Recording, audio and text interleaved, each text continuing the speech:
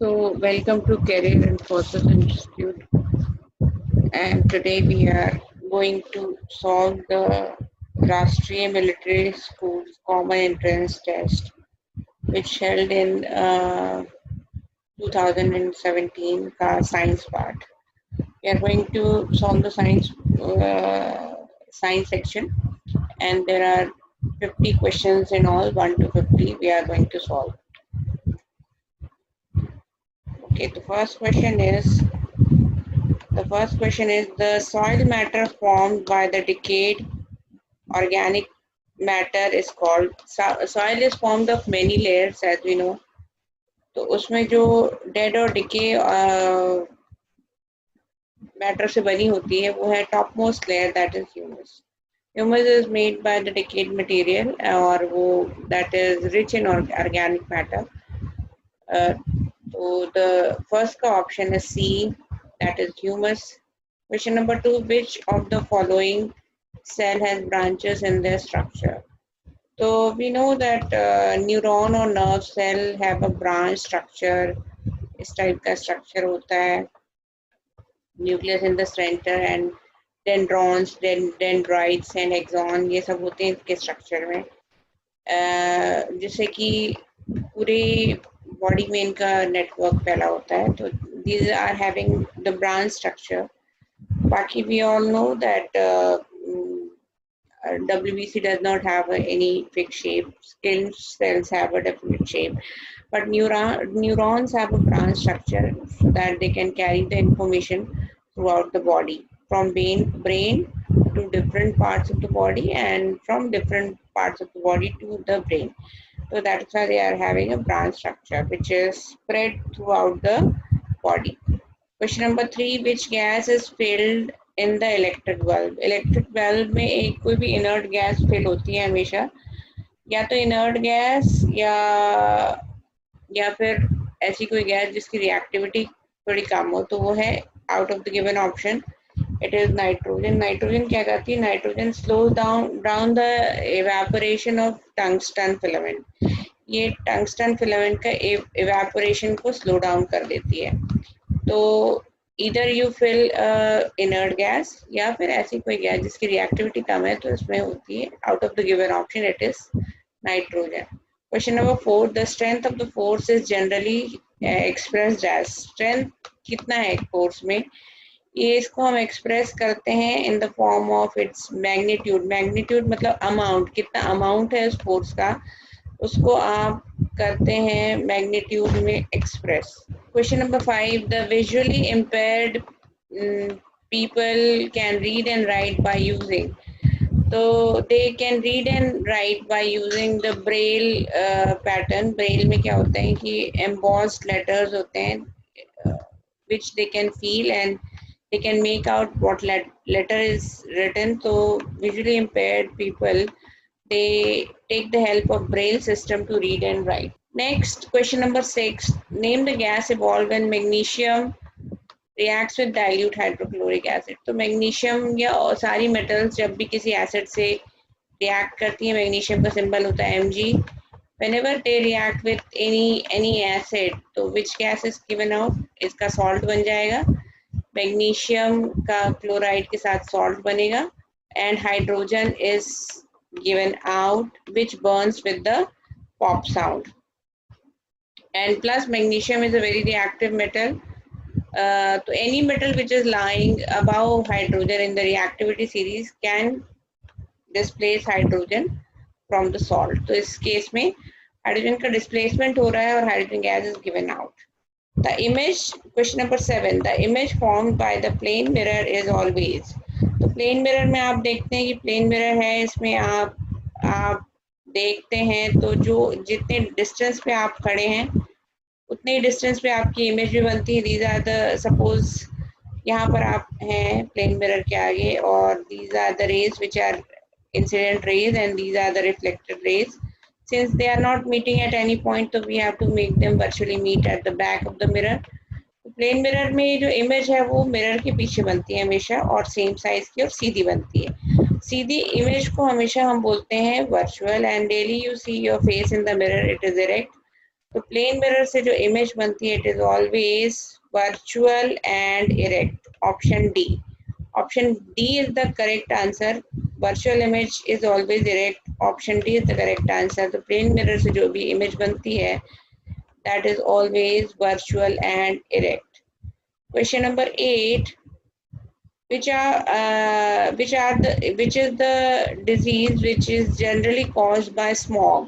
Smog is a pollutant, तो pollutant से जो भी smoke and fog के combination से बनता है ये, तो smog से जो भी disease होगी वो generally आपके lungs को, आपके respiratory system को affect करेगी। तो इसमें out of the given option asthma is given. Asthma is the disease which is generally caused because of smoke and fog, that is smog.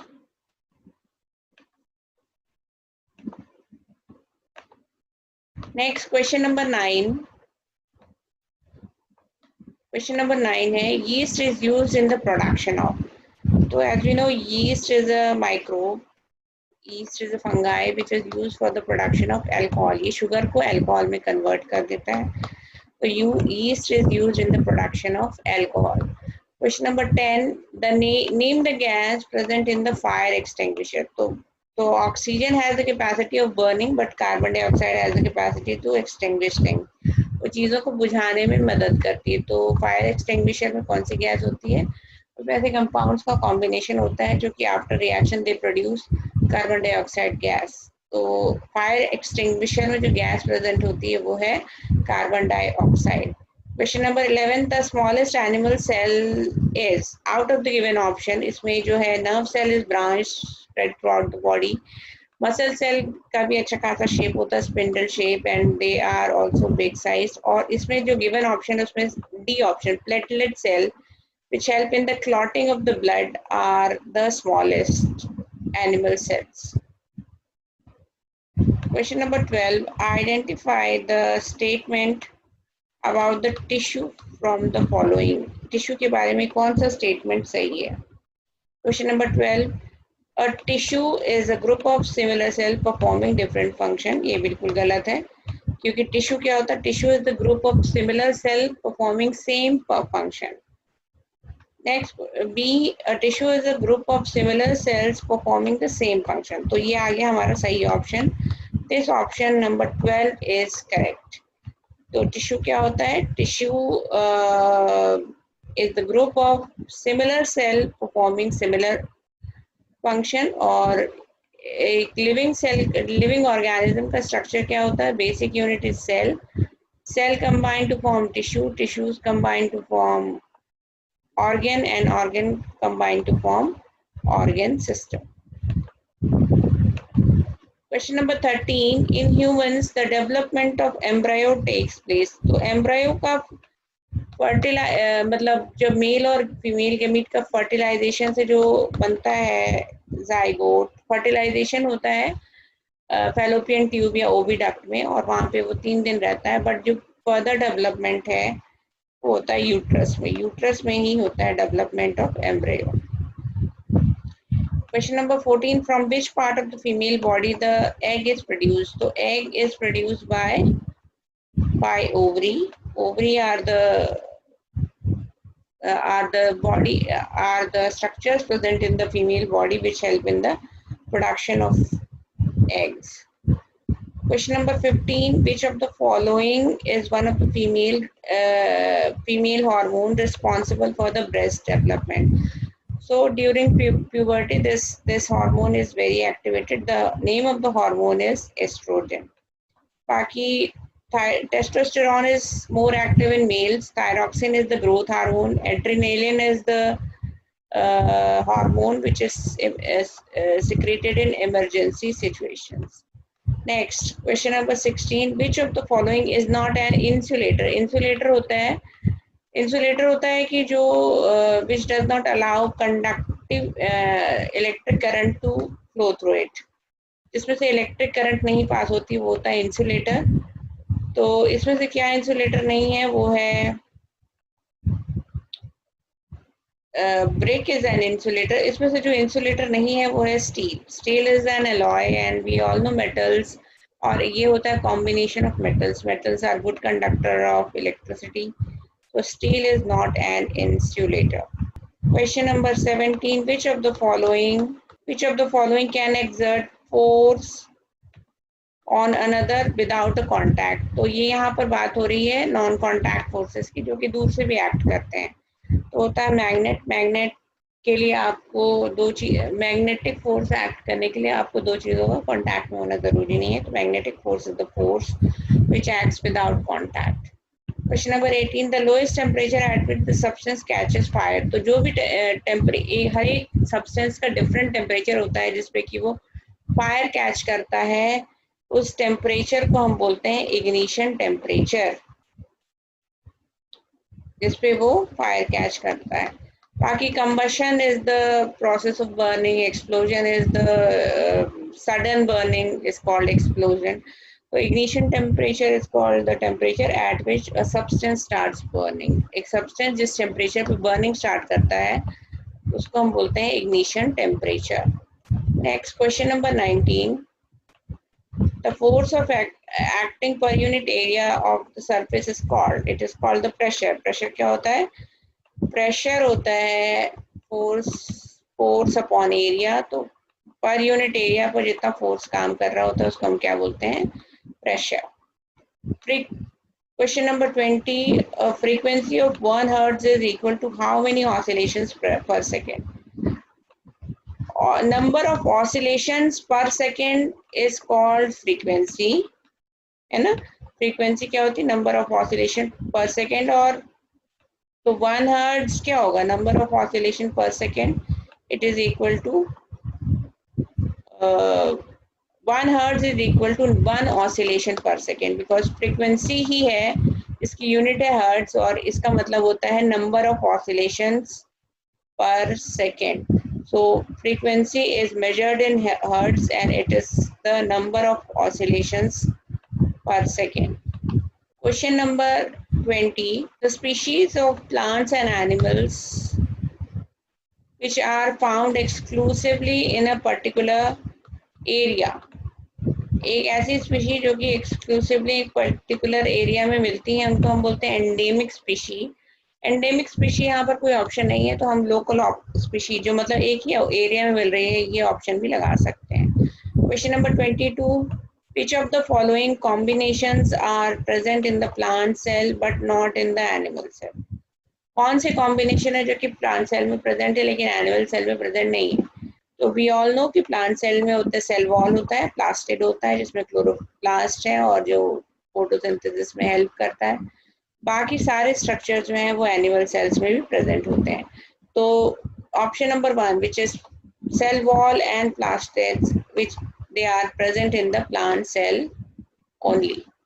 Question number 23. How many chromosomes are present in sperm cell? तो human body में total होते हैं 46 sperms, उसमें से 23 mail से आते हैं, 23 female से होते हैं. तो sperm is the male gamete. Sperm में कितने होंगे? 23 chromosomes. Next question number 24. The stage of the embryo in which इसके body parts are visible is called. तो जब फर्टिलाइजेशन होता है तो उसके बाद बनता है जाइगोट. जाइगोट में फर्दर डिवीजन होता है, उसके बाद बनता है एम्ब्रायो. जब एम्ब्रायो का डेवलपमेंट हो जाता है काफ़ी और 6-7 महीने बाद जो बॉडी बनती है उसको हम बोलते हैं पीटस. पीटस में जो डेवलपिंग एम्ब्रायो का हाथ पैर दिखना शुरू हो जाता है, ऑर्गन्स विजिबल होने लगते हैं, इस स्टेज को हम बोलते हैं फीटस.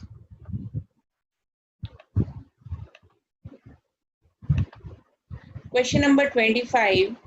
डायबिटीज. डायबिटीज होती है जिसमें कि आपका ब्लड में शुगर का लेवल बढ़ जाता है. डायबिटीज होती है किस वजह से? डायबिटीज होती है बिकॉज कि आपकी बॉडी का एक हार्मोन ठीक से नहीं काम कर रहा होता, वो होता है इंसुलिन.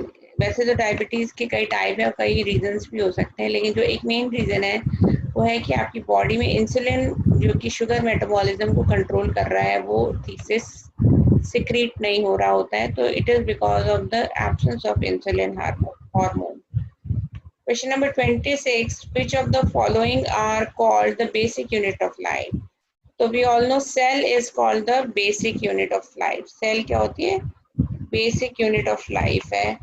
तो 26 का option है C. Cell is called the basic unit of light. Next, question number 27. A sun produces heat and light through. तो sun के अंदर न्यूक्लियर रिएक्शंस होती हैं जो कि बहुत ही हाई टेम्परेचर पर होती हैं और न्यूक्लियर फ्यूजन रिएक्शन है, उसके बाद बहुत ज़्यादा टेम्परेचर जनरेट होता है. तो सन की एनर्जी का रीज़न क्या है? न्यूक्लियर रिएक्शंस है.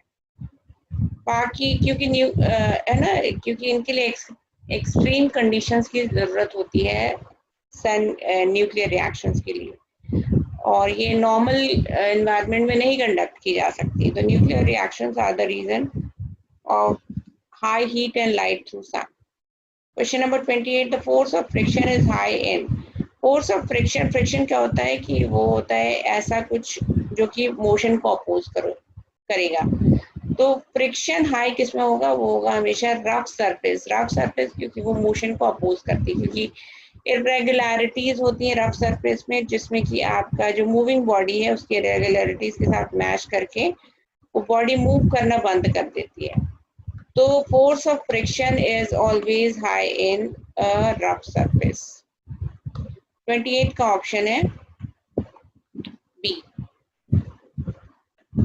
29. Which fiber is used in the artificial wool? तो artificial wool, nylon is synthetic fiber, polyester is also a synthetic fiber, acrylic is called the artificial wool.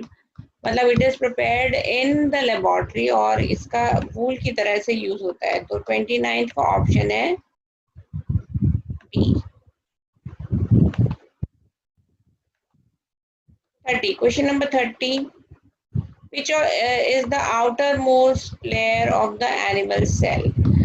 We all know कि animal cell में outermost layer क्या होती है? वो होती है plasma membrane या cell membrane भी होते हैं. उसमें कोई भी cell wall present नहीं होती. Cell wall is not the option. तो correct option is B, cell membrane or plasma membrane. Question number 31. The entire content of a living cell is known as. उसको हम बोलते हैं प्रोटोप्लाज्म. प्रोटोप्लाज्म क्या होता है? लिविंग सेल का entire content, और ये बनता है न्यूक्लियस और साइटोप्लाज्म से. न्यूक्लियो प्लस साइटोप्लाज्म को हम क्या बोलते हैं? प्रोटोप्लाज्म. और ये this contain the entire living part of the cell. Question number 32. The deposition of the desired metal on other metal by means of electricity is called as electroplating. electroplating में क्या होता है कि जो भी desired आपकी metal होती है उसकी लेयर आप चढ़ाते हैं दूसरी metal के ऊपर. ये हो सकता है ornamental purpose से, या कभी कभी आपको जैसे रस्टिंग वगैरह से प्रोटेक्ट करना होता है तब भी आप एक मेटल की दूसरे मेटल के ऊपर लेयर चढ़ाते हैं. And this is called as electroplating.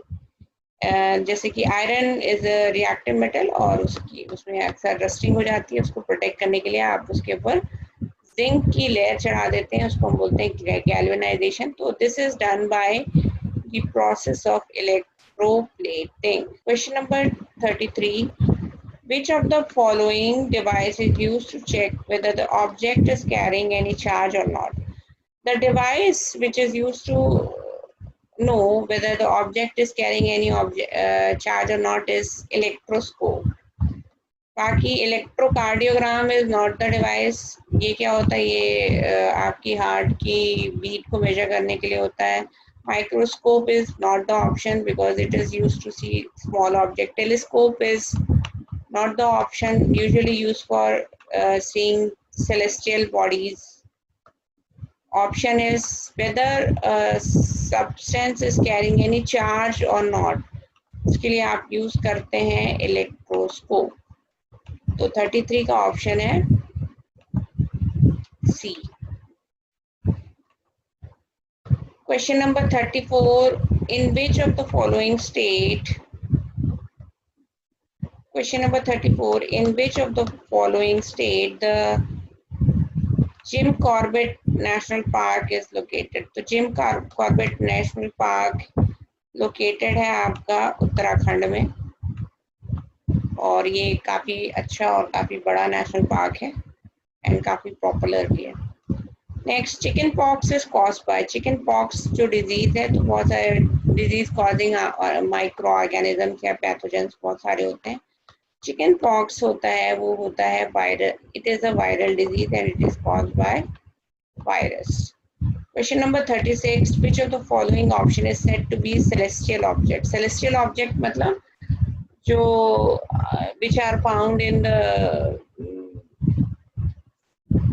celestial object, जैसे कि सन है, मून है, स्टार्स है, सारे हैं celestial objects। तो celestial objects means all of these।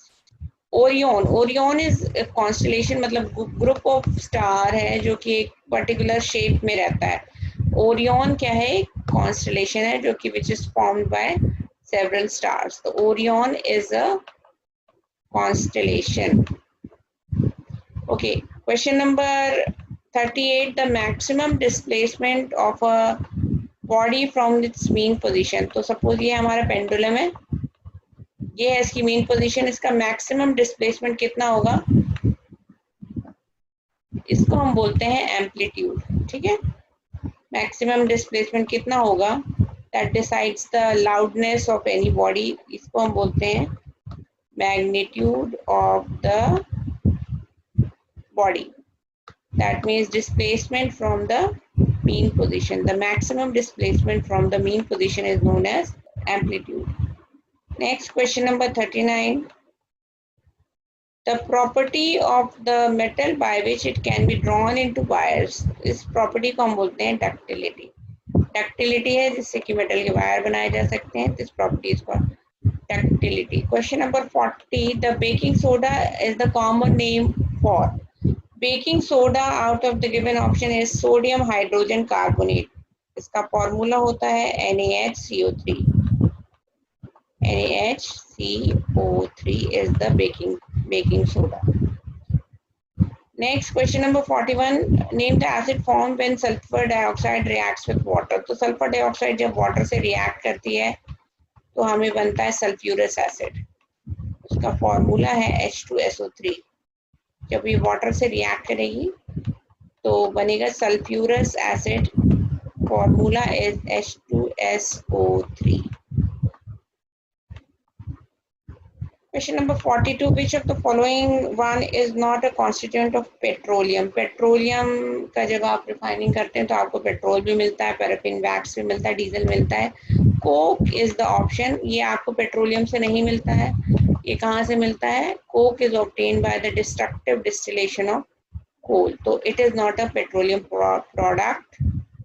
42 का ऑप्शन है C, coke. Question number 43, which of the following comes under algae. Algae है तो माइक्रोब्स कई कैटेगरी के होते हैं, algae, fungi, bacteria, virus.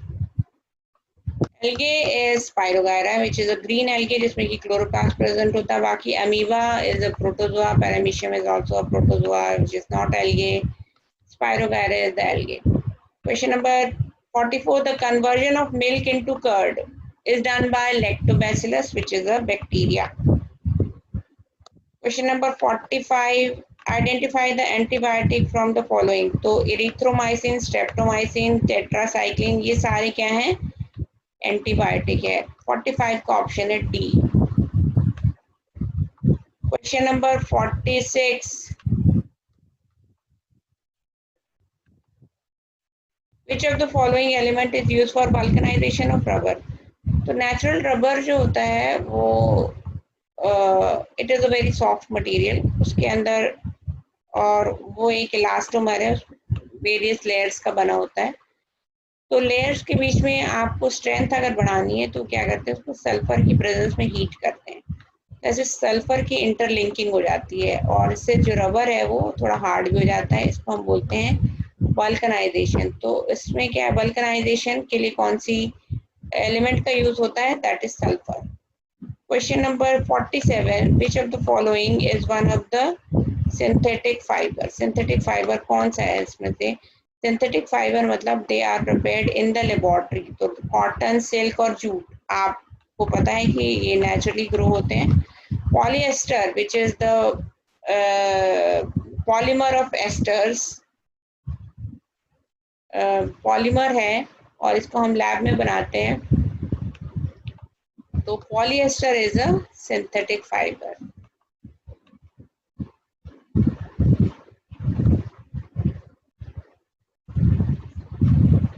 Polyester which is are prepared in the laboratory. बाकी cotton है, cotton is grown in fields, silk is produced by silkworm, jute के भी फील्ड्स में होते हैं। तो बाकी सारे नेचुरल फाइबर्स हैं, इसमें जो पॉलिएस्टर है वो है synthetic fibre.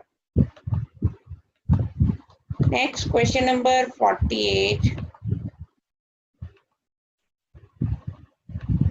which of the following one is called the thermosetting polymer? thermosetting polymers वो होते हैं, थर्मोसेटिक प्लास्टिक्स वो प्लास्टिक्स होते हैं जो कि एक बार अगर आप उनको मोल्ड कर दो तो आप वापस हीटिंग से भी उनका शेप नहीं चेंज होता। तो मेलामाइन और बेकेलाइट ये दोनों ही हैं थर्मोसेटिंग प्लास्टिक्स, मतलब एक बार जो उनको आपने मोल्ड कर दिया तो फिर उनका शेप नहीं चेंज होता। तो option D is the correct option, A, both A and B. Question number 49, which of the following is the largest and multi-purpose protected area? So out of the given option, biosphere reserve, biosphere reserve ये एक बहुत ही largest and multi-purpose मतलब इसमें आप animals को natural condition में रख सकते हैं for their breeding, for their development. तो they can survive in their natural environment और उसका एरिया भी काफ़ी बड़ा होता है, इसको हम बोलते हैं biosphere reserve. Question number 50, which one of the following gas is used in combustion? Combustion में कौन सी गैस यूज होती है? तो कंबशन मीन्स बर्निंग, बर्निंग में कौन सी गैस हेल्प करती है? वो है ऑक्सीजन। तो oxygen is the correct answer. Combustion में हेल्प करने वाली गैस है ऑक्सीजन। और तो कंबशन के लिए हमेशा 3 चीज़ों की ज़रूरत है, आपको चाहिए ऑक्सीजन की प्रेजेंस, आपको चाहिए फ्यूल और आपको चाहिए इग्निशन टेम्परेचर। 3 चीज़ें अगर आपको मिल गई तो कंबशन पॉसिबल होगा। तो 50 का ऑप्शन है ऑप्शन, तो आपका क्वेश्चन नंबर 50 का ऑप्शन है option D, that is oxygen. ठीक है, ऑक्सीजन हेल्प्स इन बर्निंग और कंबशन। तो these were the 50 questions from 1 to 50. Thank you very much. इस वीडियो को लाइक करें, हमारे चैनल को सब्सक्राइब कर बेल आइकन जरूर प्रेस करें हमारी न्यू वीडियो सबसे पहले देखने के लिए।